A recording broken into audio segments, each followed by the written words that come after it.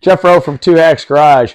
Well, back on Project Jumping Jack Flash, the car that Jimmy and I are building, Nostalgia Front Engine Dragster. Jimmy's over there working right now.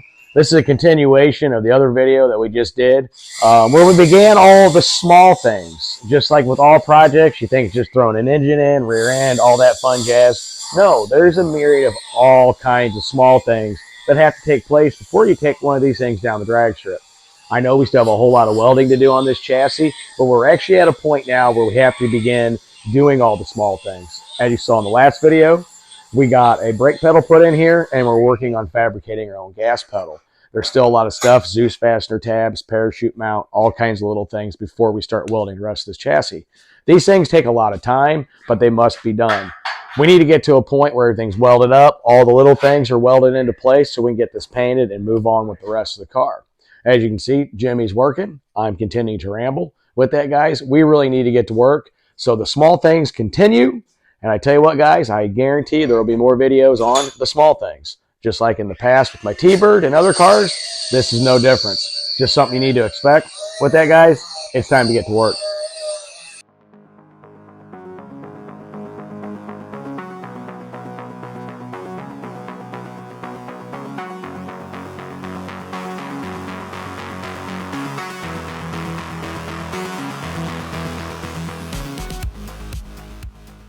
All right, so this is kind of like a mock-up. You see that tab right there? That's actually steel. So what you saw on that steel channel that Jimmy and I were doing, it was a mock-up.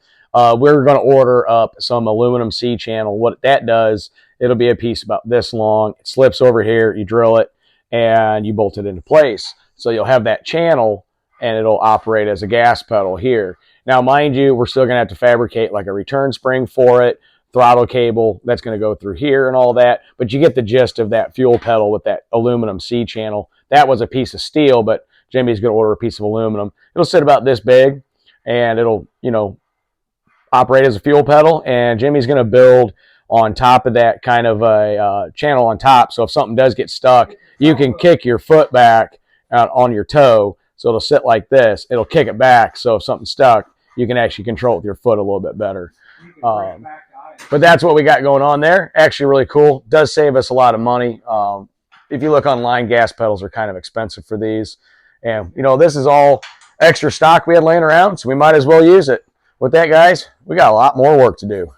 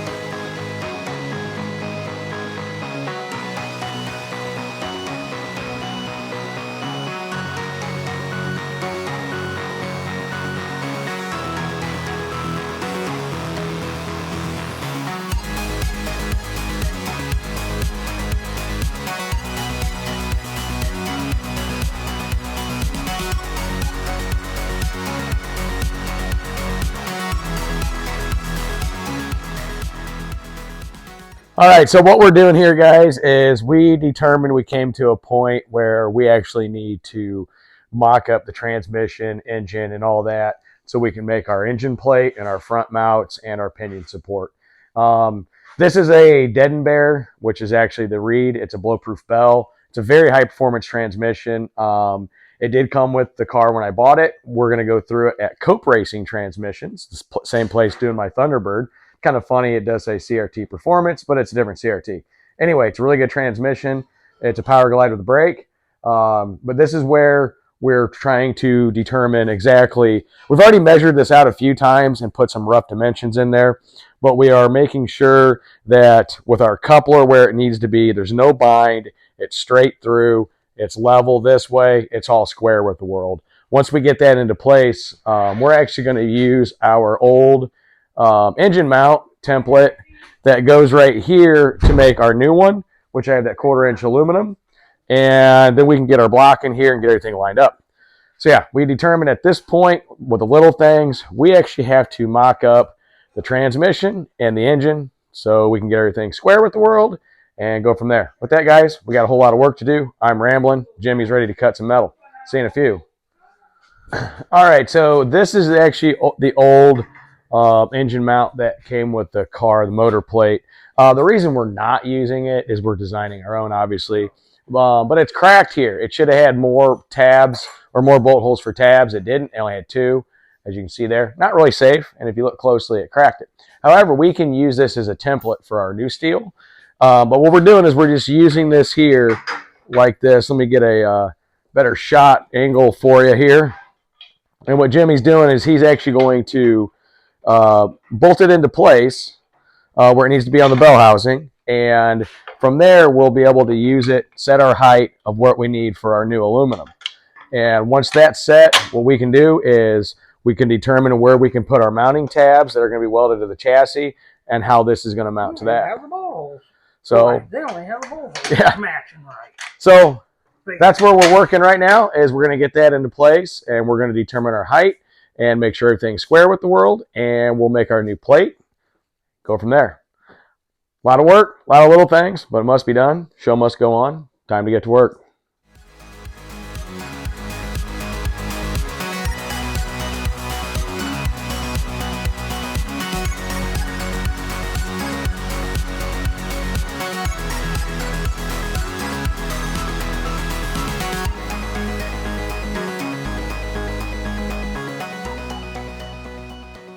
Real quick, guys, a couple things.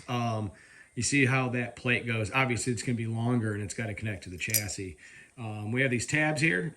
This is from a previous dragster Jimmy had, and we'll cut these, and we'll use these. So basically, these will end up welding to the chassis, somewhat similar to this, like here. Obviously, it'll be form fit to this, TIG welded, and then same thing on the bottom on the motor plate we're going to make. So it'll actually, these are steel, and it'll actually be solid mounted with the aluminum to that. If you're wondering why we cut that front end of the chassis off, part of it was weight. There was a lot more to it, but part of it was weight. Let me show you why.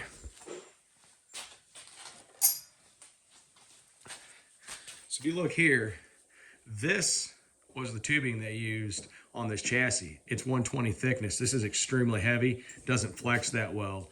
And you can see when they slid the front part of the chassis in, because this would have been right up in here like that. Look how thick that is. This thing is extremely heavy, doesn't flex very well, overkill for this car. That was just one of the reasons. I just came across this piece, figured I'd show you what's going on. Yeah, that's no bueno. That's way too thick, way too much metal, doesn't flex enough. Anyway, time to get back to work.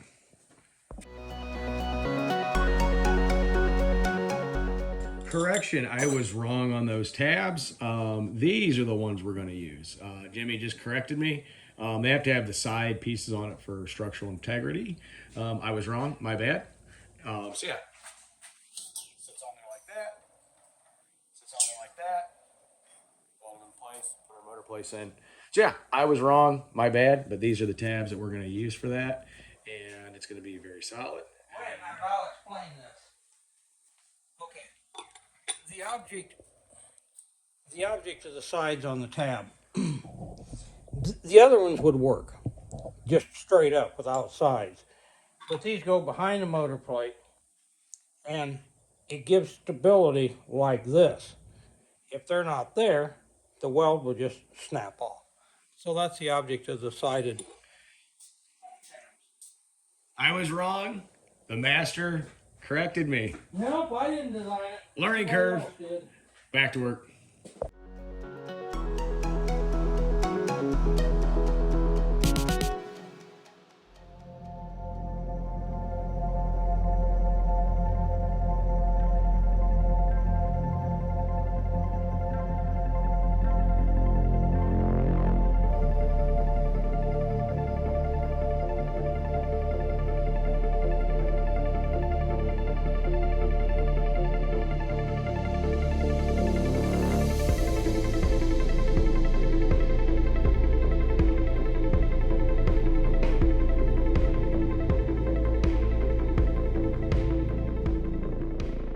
Right, so we actually got this all nice and square and level.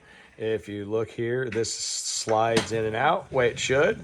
We have it in place, so if you need to, you can slide this. That'll come up. If you need to take everything out, it's going to be a whole lot easier. We went ahead and got it square with the world. It's level.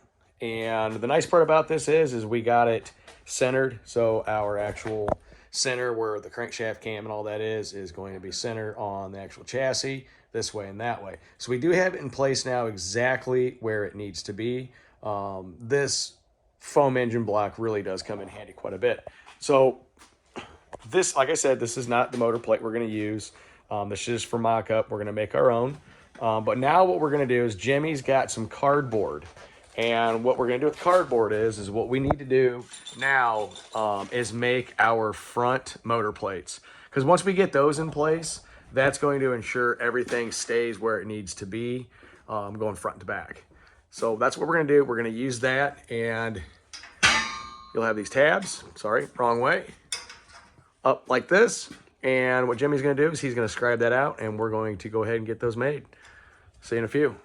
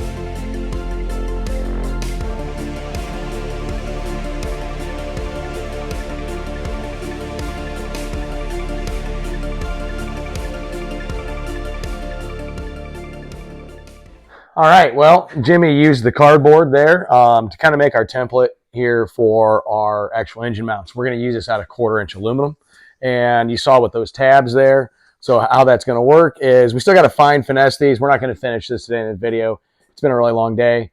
While I'm at work this week, Jimmy's going to probably start manufacturing these. But with the tabs that are sitting in back that are be welded here, you see that they'll go on here like this. We've got to make this one a little bit longer, but it's a nice template for it. So yeah, it's going to be like that, 1/4-inch to those tabs. It'll be extremely solid. Like I said, guys, this is a lot of work. We're in the part where we're doing a lot of the little things. They do take time. We found out in this video, before we really moved on to a lot of other things, seeing we have the brake pedal in, the gas pedal in, we needed to build the engine mount and get these in. In order to do that, we figured now is a perfect time to get the transmission in, get the engine in, and get all that taken care of. Square with the world, level, plumb, whatever you want to call it, get that all in place. So yeah, it's been really busy. The little things do take time. Like I said, we're going to be building a different engine plate. We're not going to use this one. I showed you it's cracked. Another reason that we wouldn't use this anyway, if you can see back here, it does have these holes. You actually don't want that because you have an actual cowl that goes back here, and behind here is where you sit. You don't want these holes here. Even though nothing's lighter than a hole, it saves with weight. But if something was to catch fire or burn, well, guess what, guys? That's going to act like a torch and just blow it right back at you. So it will be solid. It won't have those holes in there. 1, it's a safety thing. 2, it's structural. 3, you know what, guys? This thing's cracked up. We're going to make one much better. So with that, we're going to call this one done. Next video will be more of the little things. Like I said, they take time. They must be done. For me, it's been a good learning curve. So with that, guys, we'll see you in the next one. Later. All right, real quick, guys. This is about where I'm going to sit. My fuel is going to be over here. You see my brake pedal there. And there's the rear end. Not a whole lot of room, but you know what? It is what it is. So yeah, that's pretty much going to be my vantage point of driving down the track. It's pretty cool. Kind of dig it. Something definitely new. Never been anything like this. I'm going to have to get used to it. Sorry for the noise, but roughly that's about how it's going to be. Till next time. See you in the next one.